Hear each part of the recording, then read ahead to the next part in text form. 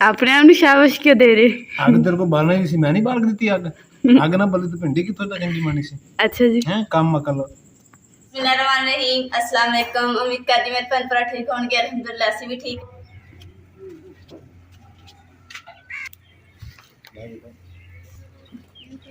आ मोटे नहीं नहीं मोटे नहीं शायद एक ही हैगा।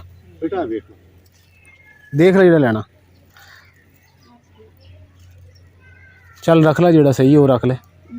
ਝਾੜੂ ਤਾਂ ਲੈ ਲਿਆ ਵਾ ਤੇ ਉਹਨਾਂ ਨੂੰ ਮੈਂ ਪੁੱਛਿਆ ਸੀ ਵੀ ਪਿਆਸ ਪਿਸ ਲੱਗੀ ਤੇ ਪਾਣੀ ਪਿਲਾ ਦਿੰਦੇ, ਕਹਿੰਦੇ ਸੀ ਕਿ ਆਪੇ ਝਾੜੂ ਚਾਹੀਦਾ ਜਿਹੜਾ ਉਹ ਛਲੀਆਂ ਦਾ ਹੁੰਦਾ, ਪਤਾ ਨਹੀਂ ਕਾਹਦਾ ਹੁੰਦਾ।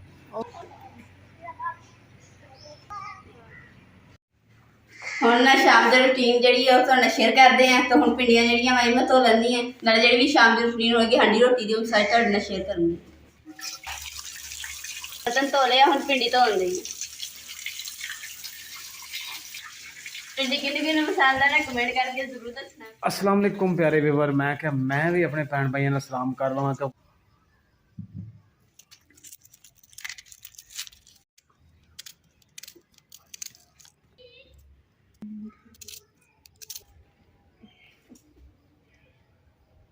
आगे चलिए आप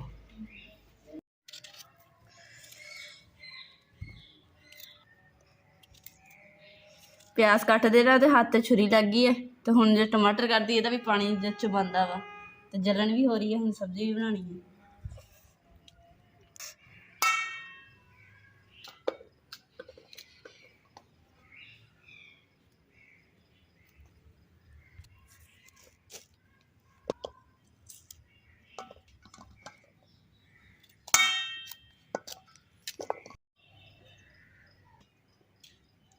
सब्जी बस थोड़ी ही रह गई, बाकी जो मसाला वो तैयार हो गया वा।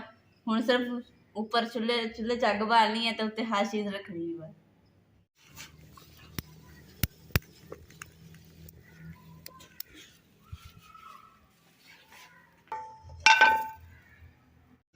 बिस्मिल्लाहिर्रहमानिर्रहीम।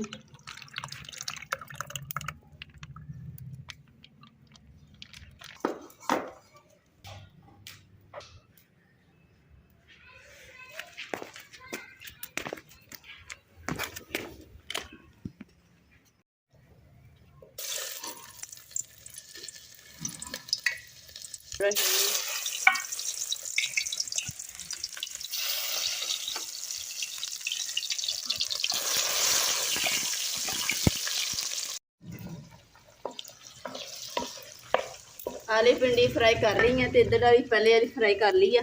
बस आखिरी पूरा करके उस बाद मसाला तैयार कर। शुक्र है अल्हम्दुलिल्लाह भिंडी जी साड़ी फ्राई हो गई है। हुण जेडे प्याज मसाला तैयार कर दी, जेड़ा भिंडिया का बचिया सी ना उहदे विच ही हुण फ्राई करना।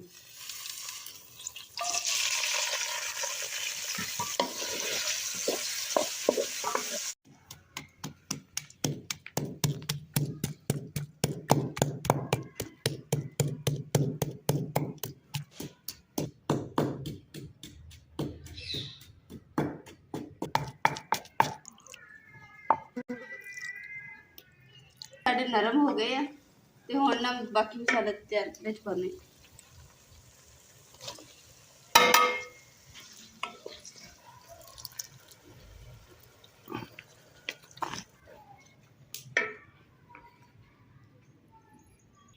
मसाला तैयार हो गया वा तो इन्ना गोश्त साडे को पिया सी, मैं कहा चलो जायका ना भिंडिया च गोश्त जाएगा।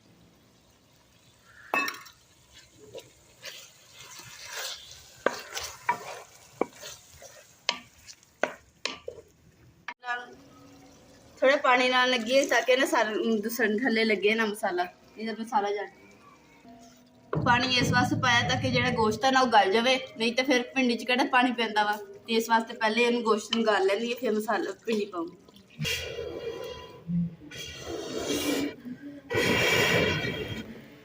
गोश्त साडा गल गया वा तो हुण ना नमक ते लाल मिर्च ते हल्दी पाउण लगी।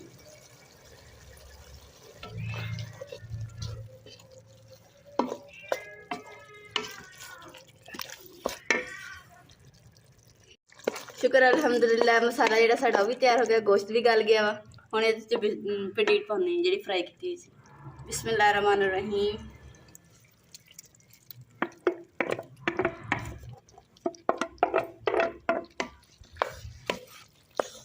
ਕੜਾਈ ਦੀ ਵਾਰੀ ਖਤਮ ਹੋ ਗਈ, ਹੁਣ ਤਵੇ ਦੀ ਵਾਰੀ ਆ ਗਈ, ਇਹ ਤਪੂਗਾ।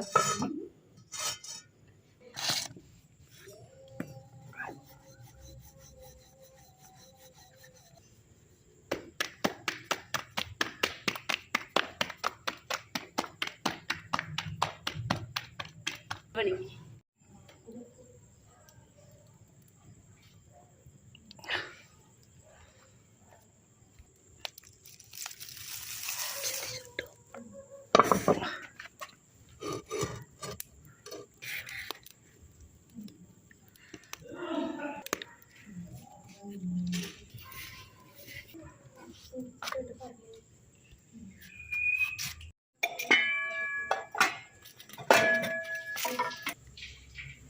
माशाल्लाह सालन ते खुशबू बड़ी मजे की आ रही है। खा के देखेंगे कितना टेस्टी बने।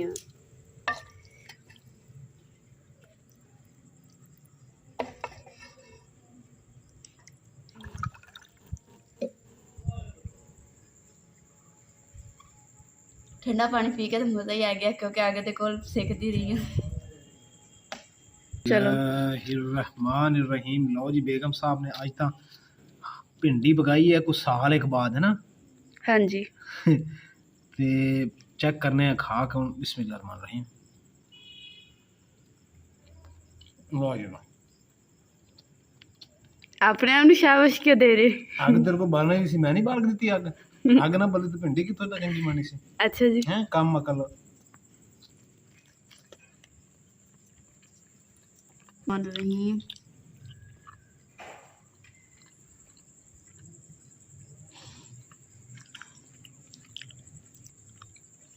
माशाल्लाह सालन तो सोहना बनया। तो अज का साढ़ा यही व्लॉग सी। मेरे भैन भरा पसंद है साढ़े चैनल लाइक करो, शेयर करो, सब्सक्राइब करो और अपनी फैमिली जरूर शेयर करो। अल्लाह पाक तुहानू खुश रखे, बाद रखे।